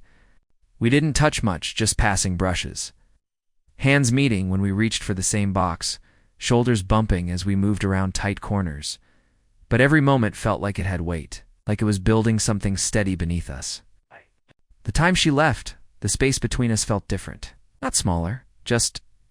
safer. Like we'd laid one more brick on something we weren't in a hurry to name. She stood at the door, holding the now half-empty box, and looked at me with something like peace in her eyes. "This feels like a place I can put things down," she said. "Not just junk, but the parts of me I've carried for too long." "That's what this place is for," I said. "Ass. That's what I'm here for." She reached up and touched my face again, the same spot she'd touched the night she said she didn't know how to be loved like this. But this time she didn't pull away. She let her thumb rest there, just for a second longer. "I'll be back tomorrow," she whispered. "Not because I need to, because I want to." I didn't answer, just nodded, and watched her walk out. Into the night with her head a little higher and the rain finally stopped. I stood there long after she was gone, looking at the box she'd left behind, the journal still open. The words of a mother trying too late to be understood. And I promised myself I'd never make her guess where she stood in my life. Not ever. Not again. She showed up the next morning with 2 coffees and no apology. Just a soft knock, a knowing smile, and a quiet kind of confidence that hadn't been there before. Didn't hesitate at the door or wait for an invitation. Just walked in like she belonged. As by now she did. I took the cup from her, nodded in thanks, and watched her walk toward the couch like it was something she'd built herself. She sat cross-legged, sipping slowly, watching me, the way she always did, curious but unpressing. I slept.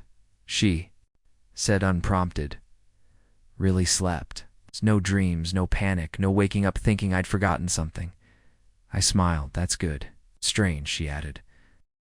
"Waking up and not feeling like I'm preparing for war?" I knew exactly what she meant. That quiet hum of anxiety that follows you for years, even when there's no immediate fire to put out. It's not about danger, it's about never.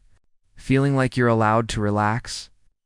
But here, somehow, she was starting to. I have nothing else that felt like a reason to keep showing up. She pulled the journal from her bag. flipped to a page she'd bookmarked. She wrote this about love, she said, eyes scanning the lines before passing it to me. Real love is not loud. It's not jealous or urgent. It's not desperate to be heard. It shows up. It stays. It listens. It leaves room. I read the line twice, then handed the journal back. Maybe she understood more than you thought. Lena nodded, but her expression was distant. Yeah, and maybe I'm only now learning how to give what she never could. She closed the book and set it aside, then looked at me directly. What do you want from this? From me? I didn't flinch. I'd been waiting for her to ask. I want exactly what we're doing right now, I said. No masks. No games. I want to keep showing up until you stop flinching when it feels good. Her eyes flickered. I haven't flinched in days. I noticed I said, and she smiled, small but solid, like it surprised her too. We didn't rush into big conversations. That day, we cleaned the shop together, fixed a rusted-out exhaust system on a Corolla, and reorganized the back shelves. She took charge of the labeling while I hauled boxes. Every so often, we'd stop and bump into each other in tight spaces. Exchange quiet glances, subtle touches that lingered just a second too long. And still, we didn't call it anything. No need. The rhythm spoke for itself. Round noon, we shared lunch on the hood of an old Lincoln in the corner bay. Sandwiches, chips, 2 bottles of iced tea. Nothing fancy. But in the way she sat beside, meanie brushing mine, hand occasionally reaching over for something without asking it, felt like everything. You ever think about leaving this place? She asked, gesturing at the garage, the neighborhood, the life I'd built. About it. I used to, I said. When I was younger, I thought there had to be more somewhere else. But eventually, I realized more isn't always better. Sometimes it's just louder. She nodded like she understood exactly. I've spent years chasing bigger. Promotions, cities, relationships that looked perfect on paper. But none of it felt like home. She looked at me, eyes steady. This place does. I didn't move, didn't speak, just sat with that. Because if I said too much, I might ruin the simplicity of it. She leaned back on her hands, looking up at the ceiling, like she could see the history buried in the beams. It's wild, isn't it? How something so ordinary can feel so safe. That's the trick, I said. Ordinary things done consistently, that's where safety lives. She tilted her head, smiled sideways. That sounds like something you've been holding on to for a while, I have, I said. But it never felt like anyone wanted to hear it until now. Later, she found an old Polaroid camera in one of the drawers. Does this work? She asked. Already winding the film, no idea. Probably not. She held it up anyway, aimed it at me. Smile. I gave her a half smile and she snapped. The photo buzzed out slowly, colors bleeding into shape as she watched it with delight. Still works, she said, showing it to me. I looked at the grainy image of myself standing under the shop lights, smudges of oil on my shirt, a tired kind of peace in my expression. Can I keep this? She asked. It's not much of a picture. Exactly, she said. That's why I want it. I watched her slip the photo into her journal, between the pages her mother had filled with regret and hope. And something. About that, my face, tucked into her inheritance, hit me like a slow wave I didn't see coming. When she left that evening, it wasn't with hesitation or apology. It was with a kiss soft, sure, pressed into my cheek like a seal. No words, no promises. Just that quiet kind of gesture that says, I'm still here. And as I watched her walk down the sidewalk, journal under one arm, her other hand trailing the fence as she passed, I realized this wasn't a question anymore. We weren't guessing. We weren't drifting. We were choosing. Each day, each visit, each moment we made room for one another without demanding more. If that's not love, I don't know what is, because it wasn't big or dramatic. It was just real, and real was more than enough. A week passed, not in the blur of time lost, but in the steady rhythm of something that was finally working. Lena came by most mornings now, always with coffee, sometimes with breakfast. If she'd stopped at the bakery on 6th, she never called ahead. She didn't need to. We'd moved into a rhythm. One of those quiet routines that says more than conversations ever could. She'd sit on the edge of the couch with her shoes still on, sipping slowly while I worked. Sometimes we talked, sometimes we didn't, and every time she left, she kissed me like she meant it, never rushed, never uncertain. The kiss was never followed by questions or promises. Or what? Or was. Just the certainty of a woman who was showing up on her own terms, and I let her. Because what we had wasn't built on urgency. It was built on space, on choice. The longer we lived in it, the more I realized that love that isn't rushed has a strength that rushing could never build. But of course, peace has a way of shaking when the outside world knocks. One morning, she walked in differently. No coffee, no smile. Her jaw was tight and her eyes already red like she'd cried before getting here. I didn't say anything. Just handed her the clean rag I kept for comfort more than spills, and she took it without a word. He called, she said, voice low. Who? I asked, already knowing. My ex. She sat down on the couch, rubbed her hands over her thighs like she was trying to ground herself. Out of nowhere. Wants to talk? Said he's been thinking about us. That he's changed. That maybe we gave up too easily. He stayed still not because I wasn't feeling anything, but because I didn't want to move too quickly and disrupt whatever she needed to let out. And what do you think? I asked. I think he's a memory wearing a suit of regret, she said. I think I've changed. And he doesn't get to access that version of me just because he suddenly wants to remember how I taste. Voice cracked a little on that last part, but she straightened her back and pressed on. But hearing his voice, it threw me. Not because I want him back, but because he's a part of the life I thought I needed. And it made me question all the versions of myself I've buried trying to survive him. I sat next to her, close but not touching, and let the silence fill in the parts we didn't have the words for yet. I don't need him to want me.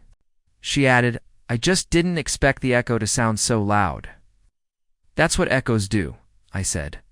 They wait for quiet, then remind you where the cracks are. She looked at me then, really looked like she was trying to measure how much of me was here for the good and how much was just waiting for the exit. You're not going to ask if I still love him? She asked. No, I said, because I trust that if you did, you wouldn't be here. She blinked hard. And what if I don't know what I feel yet? And I'll sit with you until you do, I said, because loving someone doesn't mean demanding answers. It means staying through the questions. She let out a long breath, and her shoulders finally dropped a little. You always make it sound simple. It's not, I said. It's just honest. Later that day, she pulled out a box from her trunk when she hadn't opened it. Years. I need to go through this, she said. It's all from that time. The marriage. The after. She opened it on the shop floor and started pulling out bits of her past like broken parts from an engine wedding photos. Court documents, a dried corsage, anniversary cards with signatures that no longer held meaning. She tossed some into the trash without hesitation. Others she held for longer, fingers lingering like they still held heat. I didn't ask questions. I handed her a trash bag. We did it together, quietly. And when she finally reached the bottom of the box, she found a necklace thin, gold, engraved with a name that wasn't hers. She stared at it for a moment, then looked up at me. I wore this for 3 years. Never liked it, but I wore it anyway. Why? I asked. Because he gave it to me in front of people, she said. And I didn't want to embarrass him. She stood and walked it over to the trash, held it above the bin, and then paused. This feels like letting go. Then let it go, I said, and she did. Just like that evening, she didn't go home. We stayed in the garage with the door closed, the heater buzzing, blues music playing low from the corner speaker. She sat on my lap on the couch, legs tucked under her, head on my shoulder. We didn't talk about what any of it meant. We didn't name the future. We just existed, fully and unguarded. And at some point, she whispered, You make it easy. To be myself. I kissed the top of her head. That's the only version I've ever wanted, and I meant it. Every word. Because by now, I wasn't just watching her find herself again. I was becoming someone alongside her. Not someone new, just someone who didn't need to hide behind work, or silence, or old grief. Someone who'd made room for a woman who knocked at midnight and stayed until morning. Someone who wasn't afraid of the echoes anymore because the present was finally louder than the past. The morning after she threw the necklace away, something felt different. Not in a dramatic movie scene kind of way, but in the small, barely noticeable shifts that only matter when you've been watching someone closely. Lena walked into the garage like she always did, coffee in one hand. Her bag slung over the other shoulder, but her posture had changed. Her steps were lighter, her eyes clearer. Like she'd finally stepped out of a shadow she hadn't realized she'd been standing in for years. I was under the hood of an old Impala, hands deep in a stubborn engine mount, but I stopped when I saw her. Not because she looked different, because she felt different. She set the coffee down, leaned against the workbench, and just watched me for a moment. "You always look so focused when you're working," she said, "like nothing else exists." "That's the only way to fix something right," I replied. "One problem at a time." She nodded, thoughtful. "I think I'm learning too. Do that with myself." She came over and stood beside me, close enough that I could feel the heat of her skin without touching it. "I've been thinking," she said, "about what it means to stay. To actually commit to something without looking. For the exits?" I tightened a bolt, glanced at her, and "I think I've always been halfway out of everything," she admitted. "Even when I was married. Even in friendships. I kept a part of myself packed, like I might need to leave quickly." I set the wrench down, wiped my hands on a rag, and looked at her, and now she met my gaze, steady. "Now I want to unpack." She said it so simply, but I felt it land with the weight of someone choosing to live instead of just survive. I don't want to just be the woman who shows up when it's hard. I want to be the woman who stays when it's good. That line hit me somewhere deep because I knew exactly how rare that was. Staying when it's good. When things are quiet and warm and simple, that's when the fear creeps in. That's when you start questioning whether you deserve it. I've never lived with anyone without feeling like I had to earn my space, she continued. With you, I don't feel that. I leaned against the frame of the car. That's because your space is already yours. You didn't need to earn it. You just needed to claim it. She smiled, slow and full, and walked over to the back. Corner where the couch, sitar unofficial home base. She pulled a few books from her bag, lined them on the shelf I'd cleared out for her the day before. A small gesture, but it said everything. Her things were here now. It's not just the parts she carried with her, but the pieces she wanted to leave behind.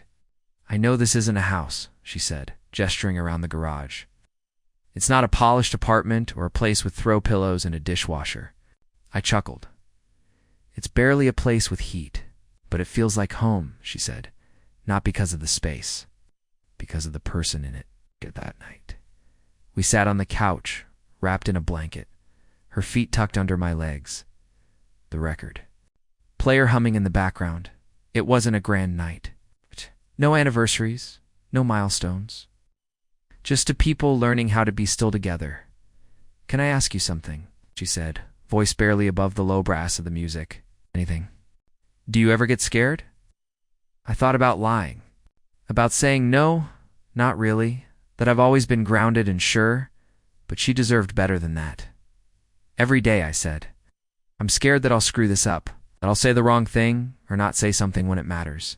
I'm scared that one day you'll wake up and realize this isn't enough for you. She turned toward me, eyes soft.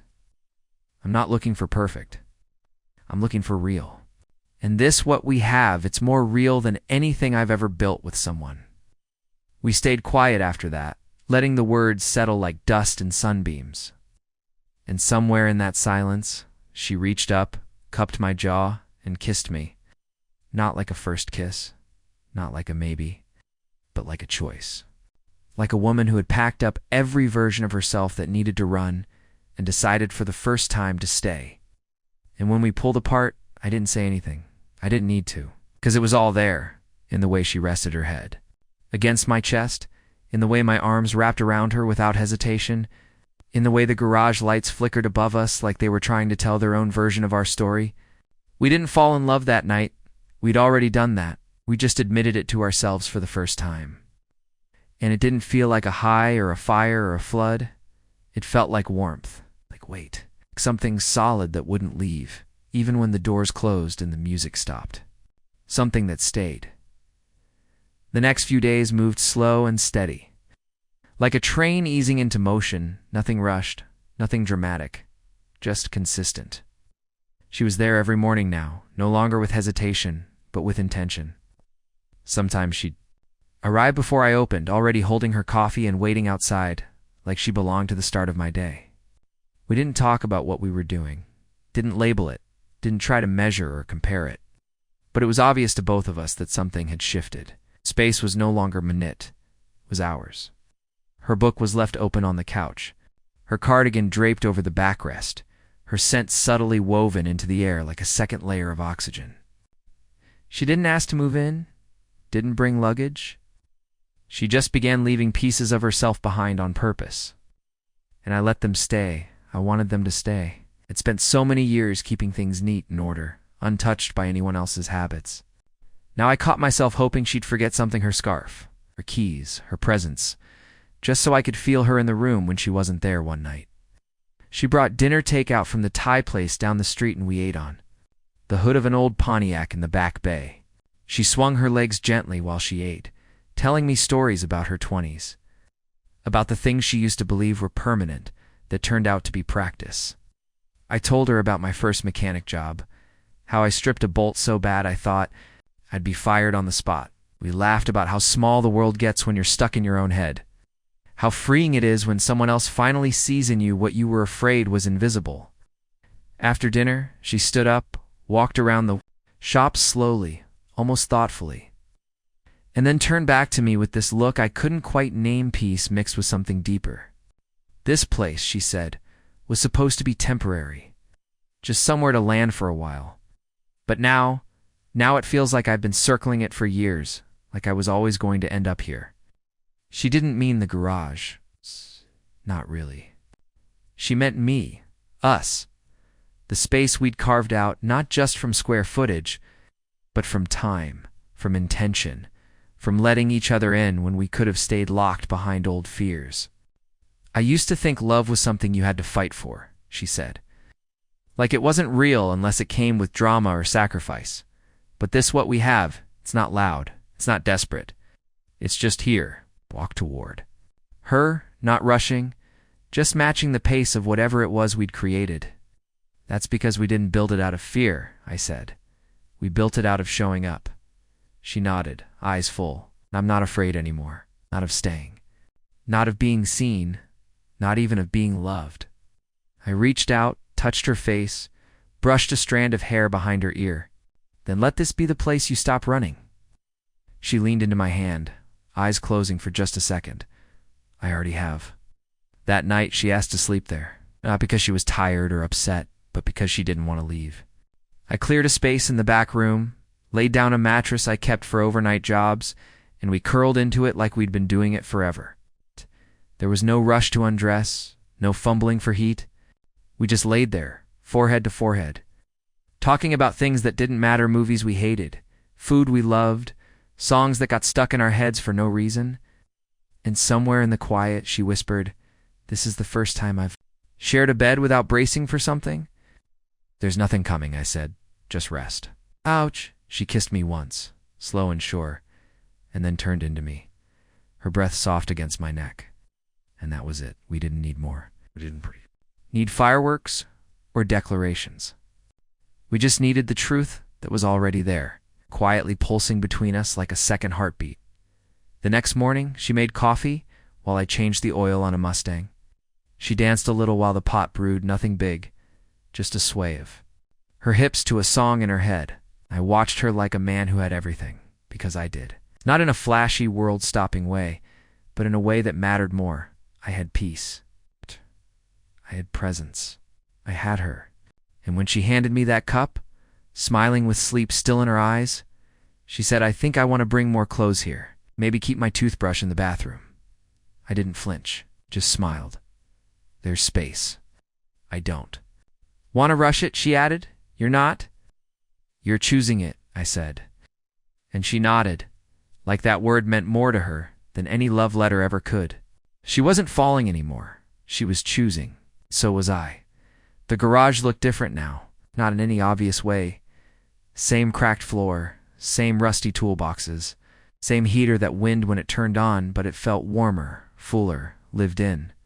There were signs of her everywhere if you knew where to look. A cardigan tossed over the chair, her books lining the edge of my workbench, next to a mug with lipstick stains she never bothered to scrub off, her toothbrush in the bathroom beside. Mine 2 towels on the hook instead of 1. These weren't decorations. They weren't staged. They were real. They were hers. Ours. And I'd never realized how empty my life had been until it started filling with someone who never asked to be saved. Only asked to be met where she was. Lena didn't come crashing into my world. She stepped in, quietly, like a song that takes a few verses before you realize it's your favorite. And now, the silence without her didn't feel like peace anymore. It felt like missing something that belonged. That morning, she sat on the shop floor with a notebook in her lap, legs crossed, hair pulled up into a messy knot, and a pencil. Behind her ear, she'd been chewing on since breakfast. "I've been writing again," she said without looking up. "Not stories. Not yet. Just thoughts. Pieces." I wiped my hands on a towel, walked over and sat beside her. "You?" "Used to write. Before everything," she said. "Before the marriage, before the fear." I stopped when I stopped recognizing my own voice. She flipped a page. "But lately it's been coming back. Not all at once. Odd. But in pieces that feel like me." She handed me the notebook without ceremony, and I read a few lines. No title, just "The right kind of love doesn't ask you to change. It makes space for who you already are and waits patiently for the parts you forgot to come home." I read it twice before looking at her. "That's you?" I said. "No," she replied. "That's us." Later that day, I closed the shop early, not for a reason. It's just because. It's because sometimes the best way to hold on to something good is to step away from the noise and sit with it. We walked down the block to the beach, which neither of us had done in months. The sky was gray, low and wide, the air sharp with that cold sea wind. We didn't talk much. Just walked side by side, her hand wrapped around mine, her thumb moving in small circles against my skin. At some point she stopped, pulled off her shoes, and stepped into the sand, like she needed to feel something grounded and shifting at. The same time, I watched her close her eyes and breathe deep, like she was giving the moment permission to stay. "This is where I want to mark it," she said softly. "What's it?" I asked. She turned to face me, eyes soft, smile playing at her mouth. "The beginning, not just of us, of me. Of this version of me I actually like." She reached into her coat pocket and pulled out something smaller silver key. She held it up light, catching the edges. "This is for the drawer at your workbench," she said. "The one where you keep the old receipts and busted spark plugs." I took it from her, confused. "Why?" "Because I put something in there," she said. "Why?" "Letter for you.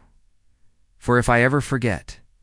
For the days I pull away, or go quiet, or forget how to say what I mean. It's there. Just in case." I didn't ask what it said.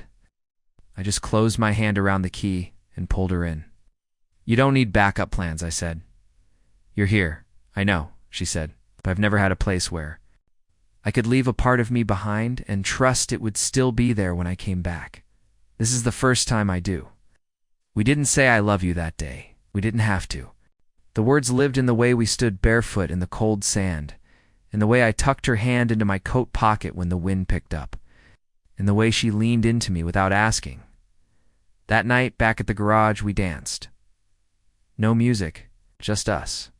Her arms around my neck, my hands at her waist, the shop lights casting our shadows across the floor like something sacred.